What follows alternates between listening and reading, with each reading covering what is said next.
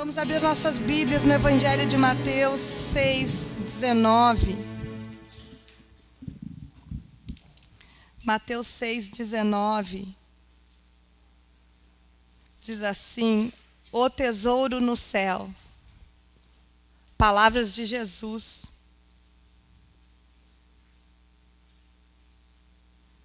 Quero falar nessa manhã sobre escolha, destino, coração, salvação, palavras-chave da nossa vida espiritual. A palavra de Deus diz assim em Mateus 6:19. Tem um casal aqui que nos visita pela primeira vez também, segunda. Sejam bem-vindos. Amém? Diz assim a palavra de Deus: não ajuntei tesouros na terra, onde a traça e a ferrugem tudo consomem, e onde os ladrões minam e roubam. Mas ajuntai tesouros nos céus, onde nem a traça nem a ferrugem consome, e onde os ladrões não minam nem roubam. Porque onde estiver o vosso tesouro, aí estará também o vosso coração. Amém. Estamos aqui reunidos nessa manhã para celebrarmos a morte e ressurreição de Jesus. Amém? O povo judeu, os hebreus, em diversas oportunidades no Antigo Testamento, não apenas quando faziam alianças com Deus, mas quando faziam também alguns acordos seculares, eles tinham o hábito de selar aquele acordo com uma refeição, né? Com uma celebração.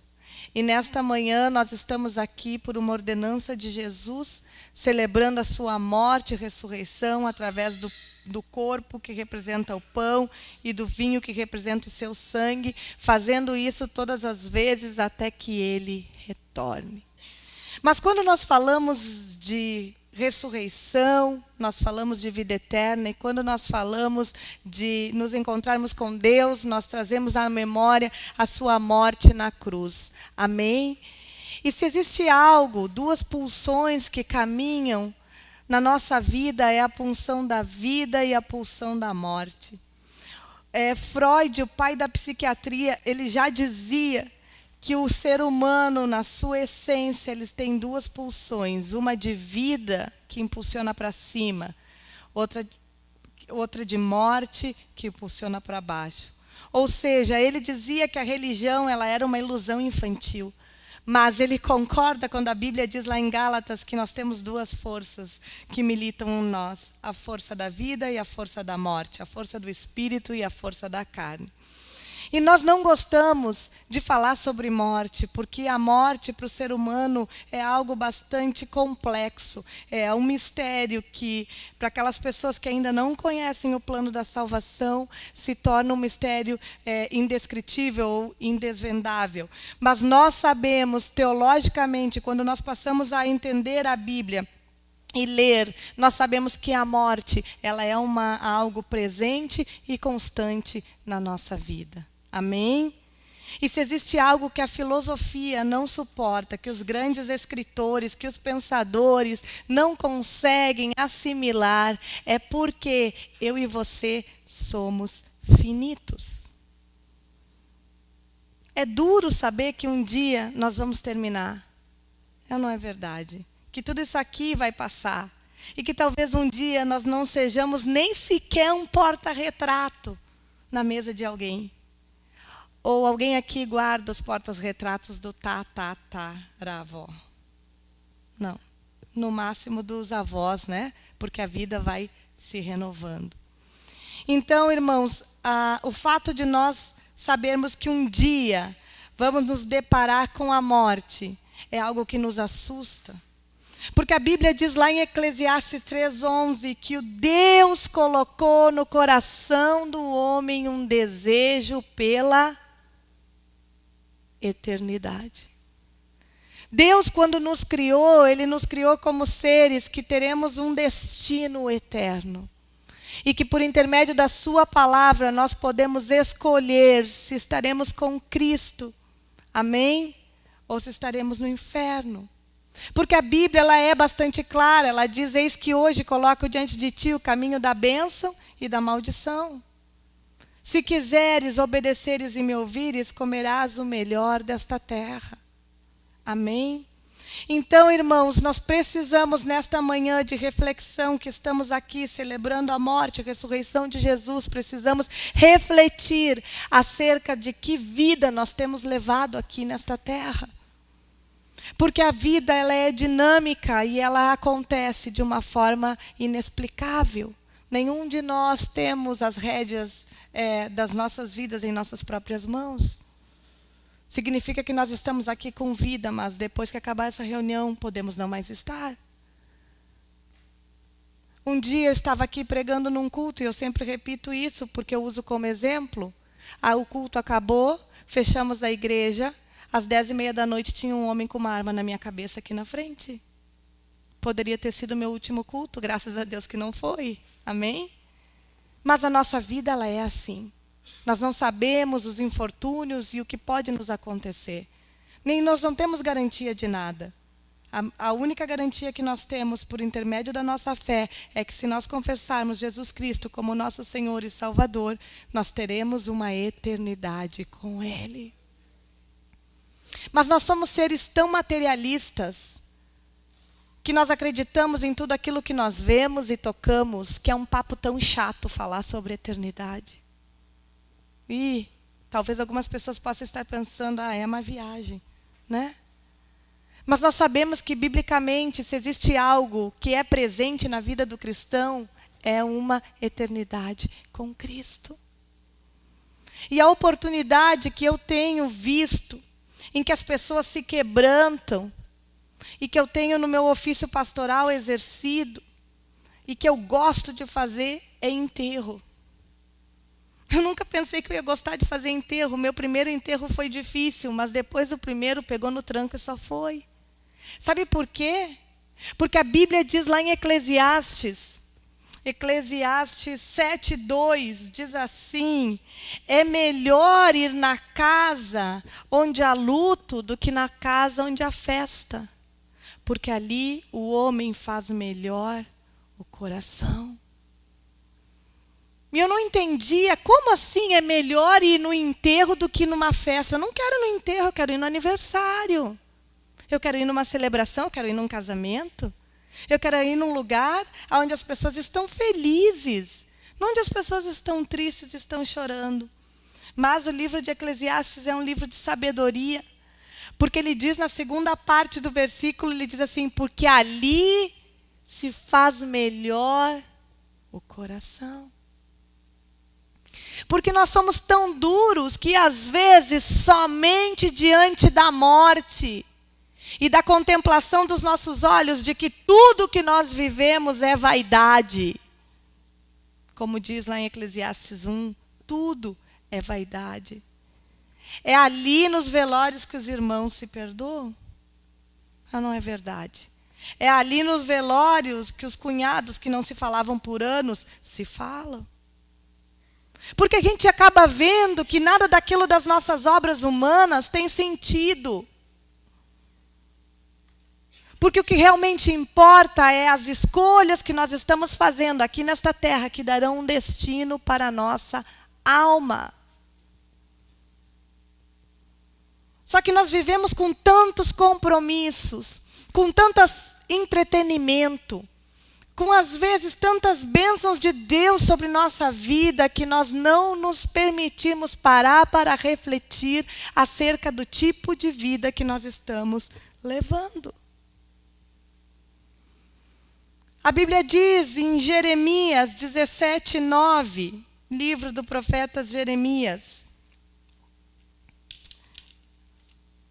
Quem puder encontrar, Jeremias 17:9.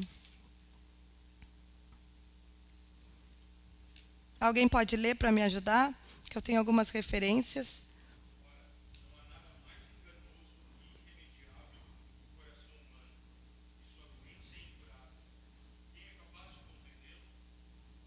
Amém. Que a Bíblia diz que o coração do homem é enganoso, é o coração, mais do que todas as coisas, e perverso. Quantas vezes nós não sabemos que atitude tomar e vem uma pessoa que não tem discernimento espiritual e diz assim, segue teu coração. Quantas vezes nós quebramos a cara na nossa vida porque seguimos o nosso coração? Porque a Bíblia diz que o nosso coração é enganoso. Porque dentro dele tem uma série de sentimentos não curados, não tratados, não restaurados, feridas, histórias, dores que trazemos conosco. E aí nós pensamos que devemos seguir o quê? Nosso coração. E daí eu aprendo lá em Provérbios 4, 23. Provérbios 4, 23. Que o escritor fala que eu devo guardar o meu coração. Guarda com toda a diligência o teu coração, porque dele procede as fontes da vida. Tem outra tradução que diz, guarda o teu coração, porque dele procede as escolhas da vida. O que é fontes? O que são saídas? São propósitos, são escolhas, são empenho, são decisões. Isso significa o que está dentro do teu coração. Quando Jesus falou aqui em Mateus que onde estaria o nosso tesouro, ali estaria o nosso coração, Jesus estava dizendo, ei, o que realmente tem prioridade na tua vida?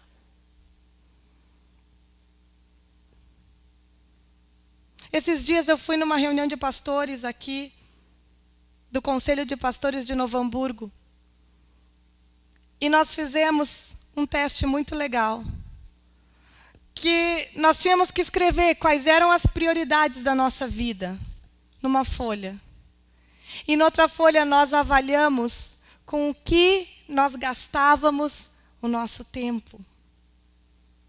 E quando nós pegamos a folha com que nós gastávamos o nosso tempo para confrontar a folha com o que era prioridade em nossa vida, os índices foram assim.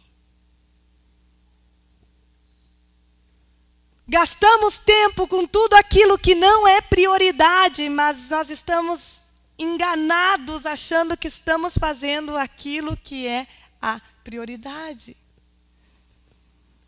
E se isso aconteceu conosco, que buscamos ter discernimento espiritual, imagino que não acontece com as pessoas que não têm nenhuma direção. Quando Jesus diz aonde está teu coração, Jesus está perguntando o que é que realmente tem valor para você. Ah, o que tem valor para mim é a minha família.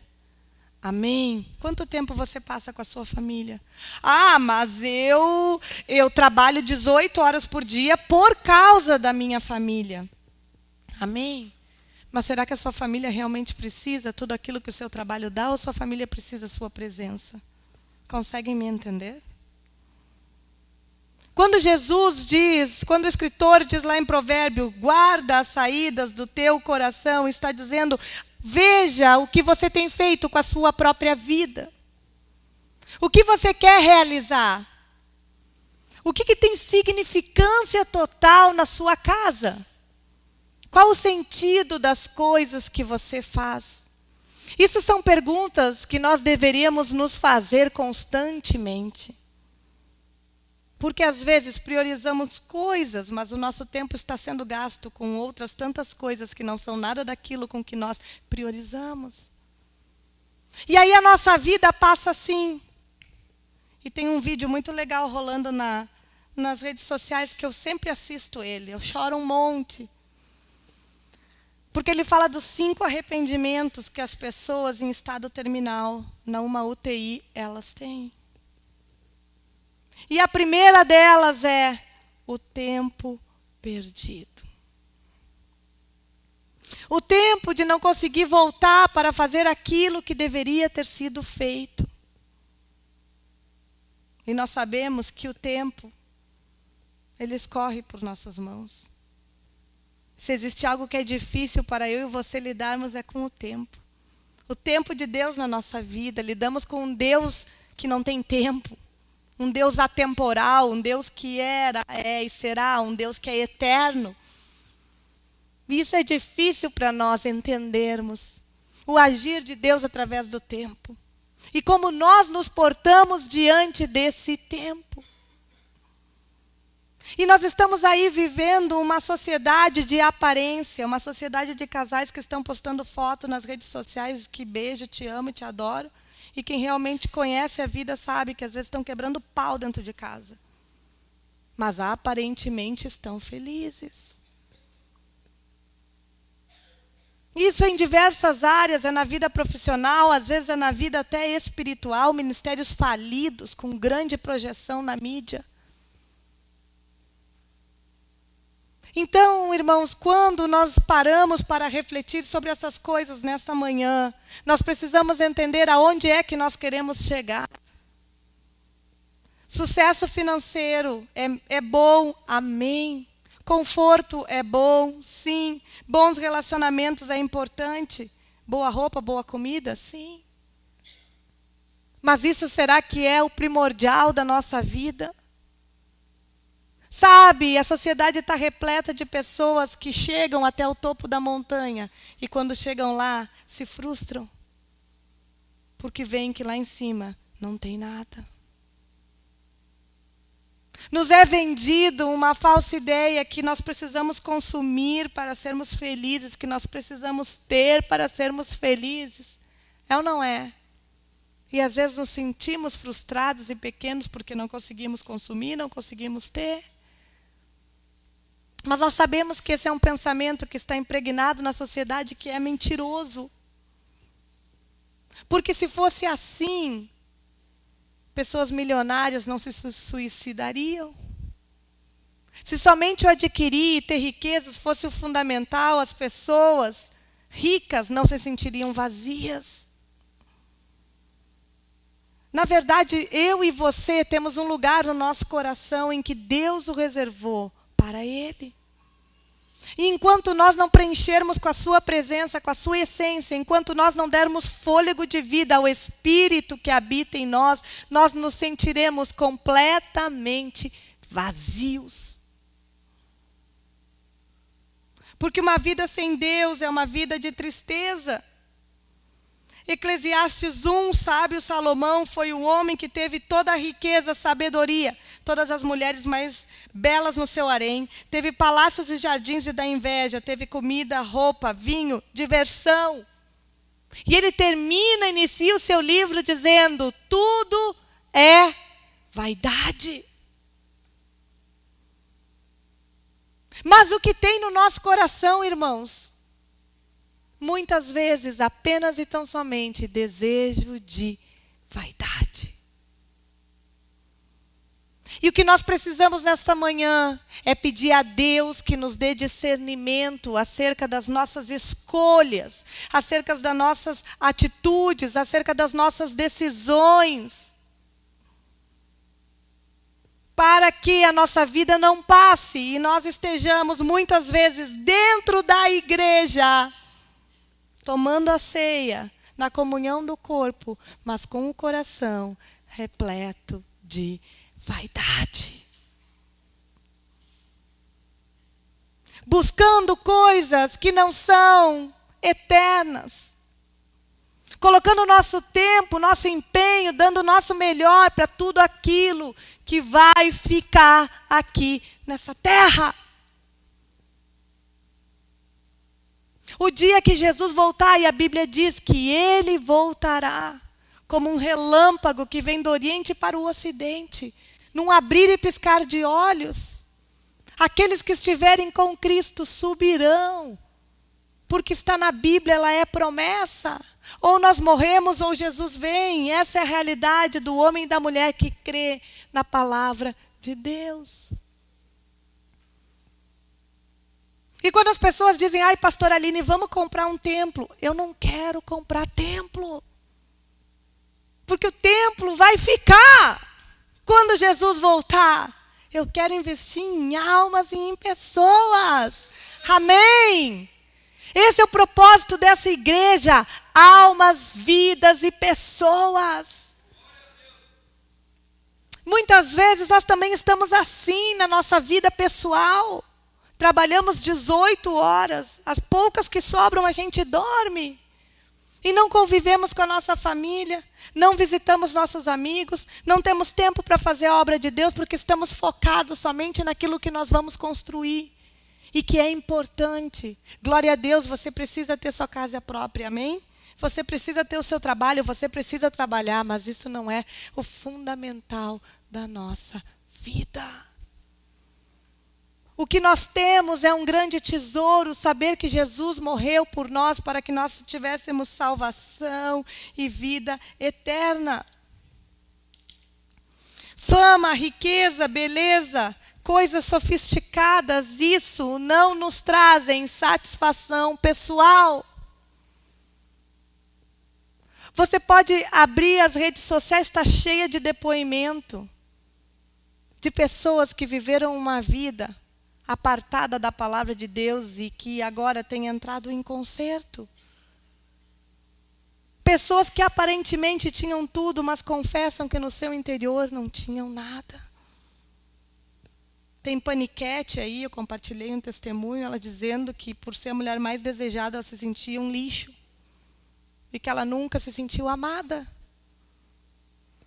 Ronaldo Esper, contando acerca da sua vida sexual, acerca das suas escolhas e do que ele encontrou na palavra de Deus.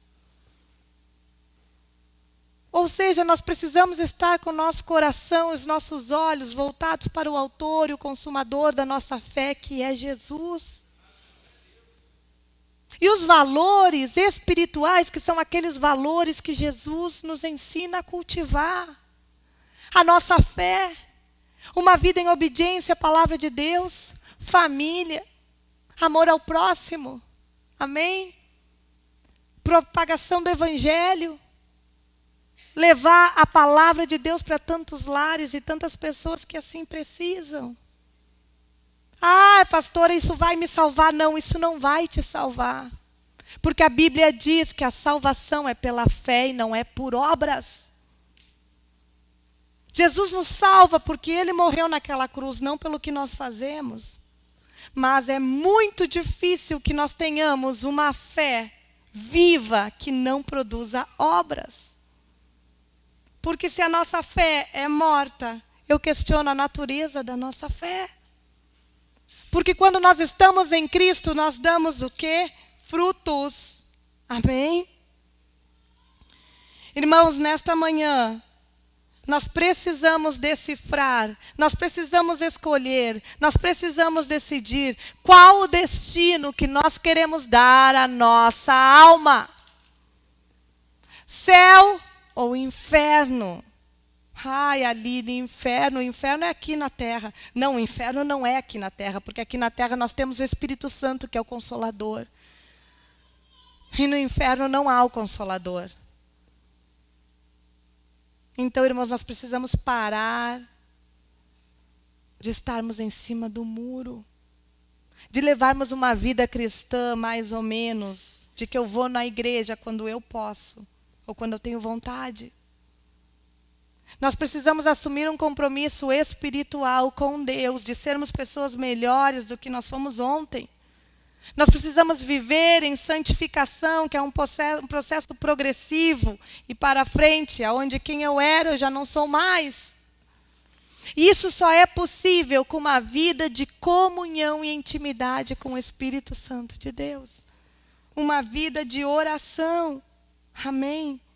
Porque Cristo nos dá o que ninguém pode nos dar, irmãos.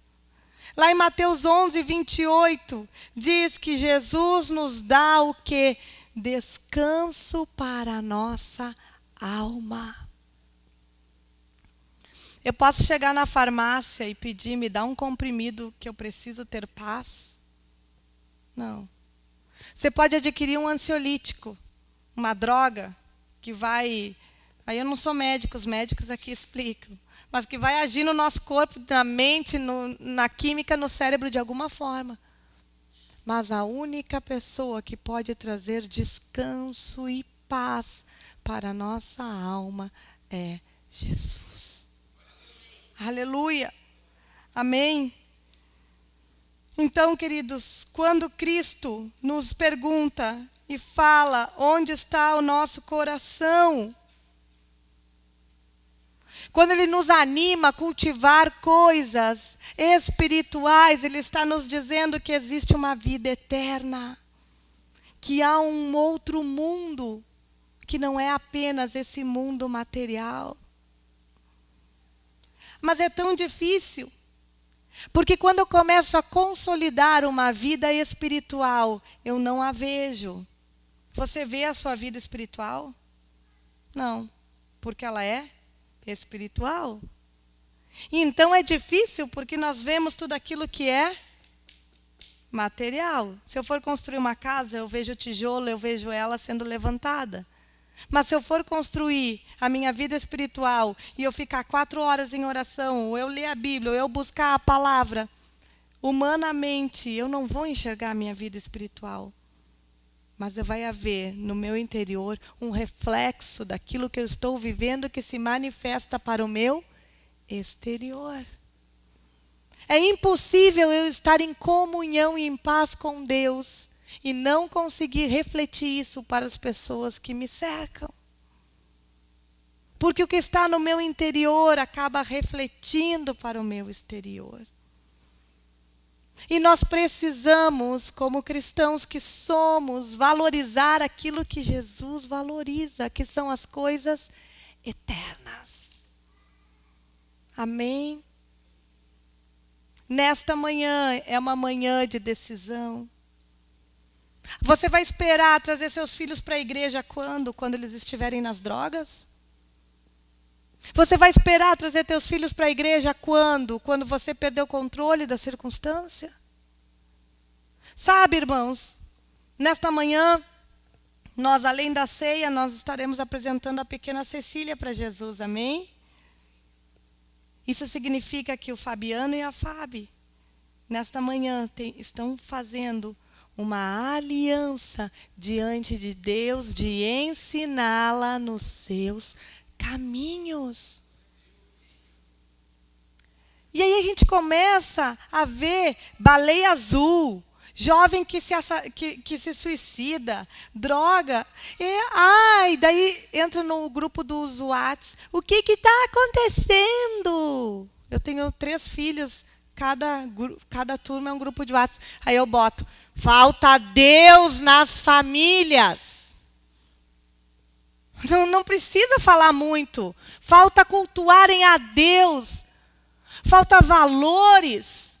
Falta presença de pai e mãe dentro de casa. É isso que falta. Só que essa sociedade que está aí, essa geração que está se perdendo, é a que vai conviver com o meu e com os seus filhos.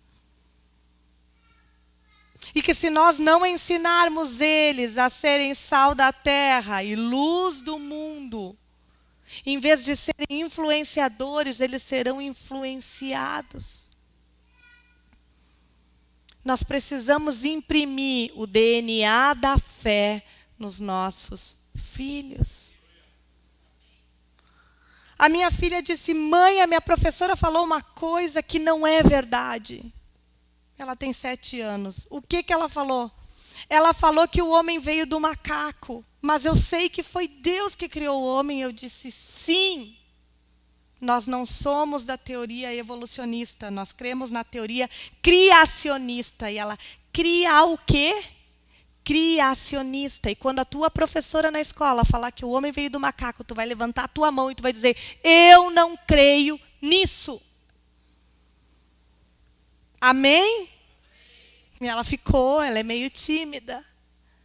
Mas se nós não nos posicionarmos, em muito pouco tempo, nem mais a nossa fé, os nossos filhos vão poder pronunciar dentro de sala de aula. Porque está se formando aí um grupo de ativistas que querem destruir com a família, querem destruir com os valores cristãos, querem rasgar a nossa Constituição. E do jeito que anda, não vai demorar muito para isso acontecer. porque já se fala de uma nova constituinte aí, e há bastante tempo. Que vivenciamos a nossa fé na nossa vida fora da igreja. A coisa mais fácil que tem é nós sermos cristãos aqui, porque estamos num ambiente propício. Mas a nossa verdadeira fé, a nossa escolha, onde nós vamos mostrar para a pessoa onde está o nosso coração, aí está o nosso tesouro, é quando nós saímos da porta da igreja e lá fora, na nossa família, que é o lugar mais difícil que tem de nós sermos verdadeiros cristãos. Porque é na nossa família que nós nos revelamos quem realmente nós somos. Não aqui, onde nós mantemos uma aparência. Então, queridos, eu já estou finalizando, mas eu quero te convidar nessa manhã a você tomar uma decisão. Ou morte, ou vida. Ou salvação e vida eterna, ou eterno juízo de condenação. Essa palavra ela é bastante simples, porque o evangelho é simples. Jesus, nesta manhã, está te perguntando, aonde está o teu coração? Às vezes nós estamos aqui dentro sentados e nem aqui o nosso coração está. Estamos aqui sentados, mas nós estamos pensando, a pastora está falando demais, eu tenho que fazer almoço, eu vou receber visita, esse culto não acaba. Misericórdia, né? Mas é verdade. Quais são os tesouros que nós temos cultivado? Guarda o teu coração, porque dele procedem as saídas das vidas. Guarda o teu coração, está dizendo guarda. Quais são as escolhas que nós temos feito? Que decisões temos tomado baseado no meu coração, no que eu sinto, ou baseado no que a palavra de Deus me diz que eu tenho que fazer? O que eu sinto? Meu Deus, eu sou uma máquina em ebulição de sentimentos. Eu sinto, às vezes, todos os sentimentos, desde a primeira hora do dia até a última de dormir. É ou não é? Quando está em um dia conturbado. Por isso que a Bíblia diz, guarda o teu coração. Porque um homem e uma mulher espiritual não andam pelo que eles sentem. Eles andam por aquilo que eles acreditam. Porque a Bíblia me diz que o meu coração é enganoso. E porque nós lutamos por coisas que nós conquistamos e adquirimos, e quando as temos, sentimos um eterno e repleto vazio. Porque tudo aquilo que nós fizermos sem a presença de Deus na nossa vida é vão. E não é capaz de nos trazer satisfação. Porque existe, como eu já disse aqui, uma impressão que Deus colocou em mim e em você quando Ele nos criou para a vida eterna. Amém? E a verdadeira paz nós só temos quando nós nos encontramos com Ele. Não perca mais tempo. Assuma as rédeas da sua vida. Assuma as rédeas da sua família. Cultive a espiritualidade. Busque a Deus. Não espere chegar no ralo, no fundo do poço, para dizer, agora eu preciso de Deus. Não, meu irmão. A hora é agora e o momento é hoje. Saia daqui com uma decisão. Saia daqui com uma escolha. Saia daqui com um propósito diferente. Eu vou ler a palavra de Deus. Faça um propósito. Eu vou toda manhã orar 5 minutos. Eu vou agradecer com meus filhos a refeição na mesa. Eu vou ser mais presente na minha família. Os nossos filhos não querem esse monte de acessório que a gente acha que eles precisam e querem ter. Os nossos filhos querem a nossa presença. Só que nós achamos que eles querem tanta coisa e a gente cria uma estrutura para eles. E que para manter essa estrutura a gente quase não consegue estar com eles. E aí a nossa vida passa. Somos cristãos, mas não rompemos na nossa vida. E Deus não nos chamou a sermos mais um. Deus nos chamou para sermos a diferença. Deus nos chamou para sermos o sal da terra e a luz do mundo. Amém? Deus nos chamou para que nós sejamos influenciadores e não influenciados. Isso significa que onde você estiver, por causa da presença de Cristo na tua vida, você vai ter autoridade para mudar aquele destino, aquele ambiente, aquele lugar onde você se encontra. Chega, irmãos, de vivermos uma vida cristã mais ou menos. Porque de coisa mais ou menos o mundo está cheio. Deus requer de nós uma vida cristã autêntica. Uma vida cristã apaixonada. Uma vida cristã onde nós precisamos dele, viver com ele, estar com ele. Entrar em sua presença. Aleluia. Vamos nos colocar em pé.